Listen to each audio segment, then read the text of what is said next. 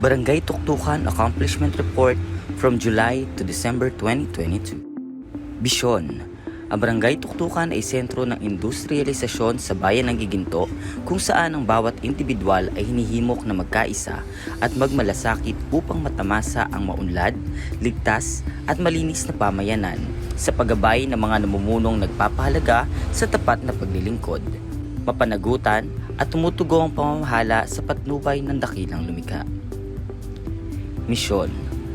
Ang pamahalaang barangay ng Tuktukan ay mauuna sa pagpapayabong ng mga industriya at produksyon, pagpapanatili ng tiwala ng mamamayan sa pamahalaan upang makamit ang pagkakaisa at malasakit ng bawat kasapi ng pamayanan. Itataguyod ng mga programang mangangalaga sa kalikasan at kapaligiran. Patatagin ang mga serbisyong panlipunan at kaunlaran at isusulong ang lubos na pananalig sa dakilang lumikha. Ang populasyon ng Barangay Tuktukan, 7,324 ay lalaki, 7,367 ay babae na may kabuuang bilang na 14,691. Ang Barangay Tuktukan ay binubuo ng 195 hectares na lupa, 33% ay residential, 28% ay industrial, 26% ay commercial, 10% ay agricultural at 3% ay ang iba pa. Nagdaraos tayo ng regular na flag ceremony tuwing ikaunang Lunes ng buwan.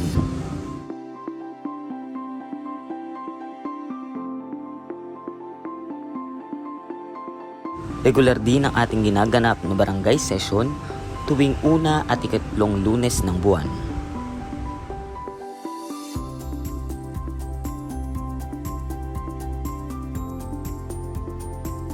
Kagawad Ruby Velarde para sa Komite ng Pananalapi. Income, National Tax Allotment, Real Property Taxes, Cedula, Barangay Clearances, Business Clearances, Basketball Court Charges, Blotters Filing Fees, and Subsidies. Total income from July to December 2022 is 9,650,680 pesos. Expenditures, Personal Services, MOOE, Agricultural Services, Health and Nutrition Services, Daycare Services, Peace and Order Services, 20% Development Fund, 10% SK Fund at 5% Calamity Fund. Ang kabuuang gastos ng Barangay Tuktukan mula Hulyo hanggang December 2022 ay 9,596,895 pesos and 86 centavos. Kagawad Ivy Mimiz para sa Health and Nutrition Report 2022. Mga naipagkaloob na serbisyo: consultation 2,358, medicines 1,264, family planning commodities 316, routine immunization 1,371, prenatal check-up 160, COVID patients 58 at flu vaccine 207. Pagbibigay ng flu vaccine sa ating mga senior citizens. Bloodletting operations. Nagkaroon ng Barangay Nutrition Council meeting. Nakiisa tayo sa National Breastfeeding Awareness Month. Nakiisa tayo sa pagdiriwan ng buwan ng nutrisyon. Kagawad Ray Tonog para sa ulat sa kabuhayan, agrikultura at usaping kalamidad. 7 benepisyaryo ng dagdag puhunan. 6 nag-graduate ng Alternative Learning System. 33 beneficiaries ng Livelihood Skills Training. Tupad Orientation. Panguhuli ng mga pag-alagalang aso. Anti-rabies vaccination. Kaagapay Business Assistance Caravan. 288 kabuuang bilang ng kumuha ng business clearances. Pag-aksyon ng ating mga barangay business inspectors. Sustainability and Resiliency on Transitional Leadership Seminar. Kaagapay ang disaster team sa tuwing panahon ng bagyo. Organico Garden ng Barangay Tuktukan. Nakiisa tayo sa earthquake drill noong buwan ng Setyembre. Kagawad Dolitz Bernardo para sa ulat sa kaayusan at katahimikan ng barangay. Pagganap sa tungkulin bilang mga kagawad. Pag-agapay sa mga pasyente na nangangailangan ng tulong. Pagpupulong ng PAOK Giginto, Peace and Order ng Bayan ng Giginto. Christmas Party ng mga Barangay Tanod. Katarungang Pambarangay. 118 ang kabuuang kaso na nasa katarungang pambarangay. 15 dito ang na-dismiss, 3 ang nabigyan ng certificate to file action at 100 dito ay nasettle.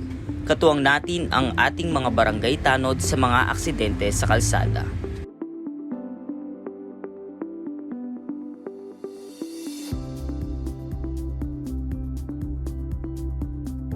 Patuloy sa pag-aksyon laban sa ipinagbabawal na gamot.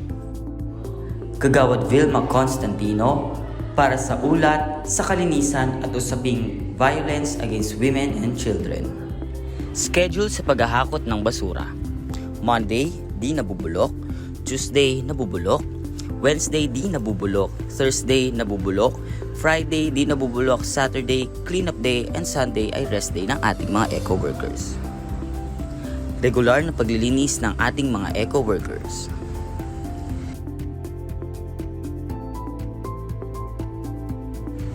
Mga gampani ng isang VAUSI officer.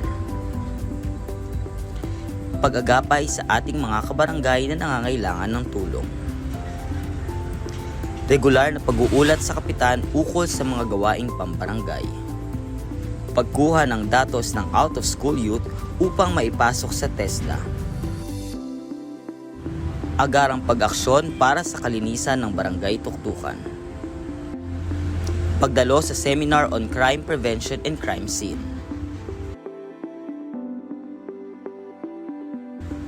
Pagdaraos ng Be Careful seminar.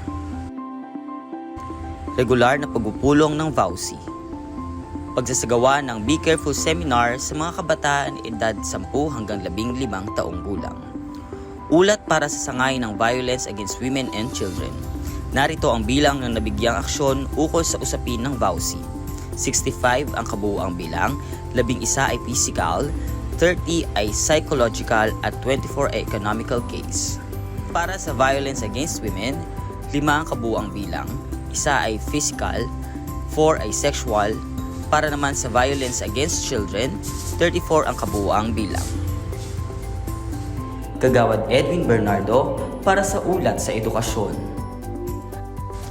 Pagtatayo ng silong sa daanan upang hindi mabasa sa panahon ng tag-ulan. Tugon sa hamon ng ligtas na balik-aral.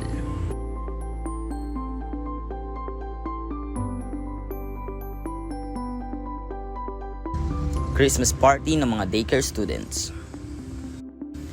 Pagkakaloob ng mga face mask sa ating mga daycare students kasabay ng selebrasyon ng Teachers Day. Pagdalo sa pagpupulong ng Parent Teachers Association. Child Development Teachers Accreditation.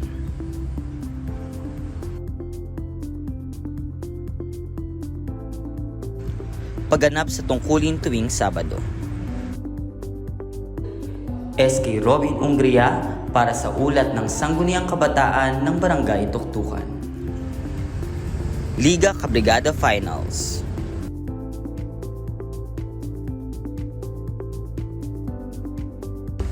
Kabataan para sa Kalikasan.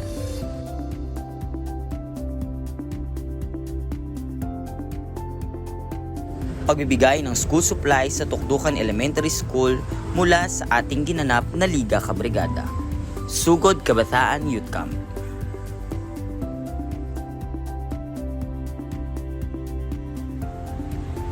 Graduates Night. Recognition to our pandemic graduates. Pakikiisa sa proyekto ng Menro na Wow Basuhero War Against Waste Lakbay Aral. Tuktukan Got Talent Clash of Champions.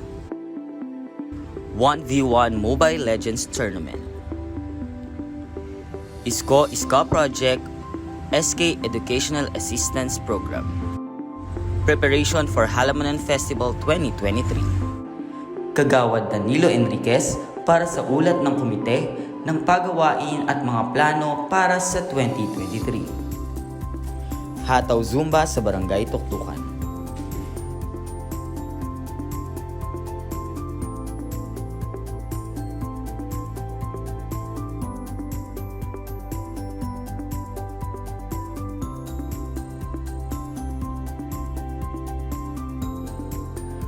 Patuloy tayo sa pagpapanatili ng kaayusan ng ating mga streetlights. Future projects for 2023.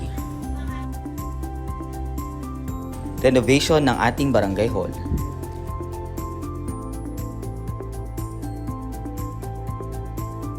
Ang nabiling lupa ay nais nating tayuan ng multipurpose hall at iba pang pasilidad na magpapayabong ng ating serbisyong pang-barangay. Karagdagang streetlights para sa Tokyo San Agustin Street. Pagsasaayos ng kanal para sa San Lucas Street.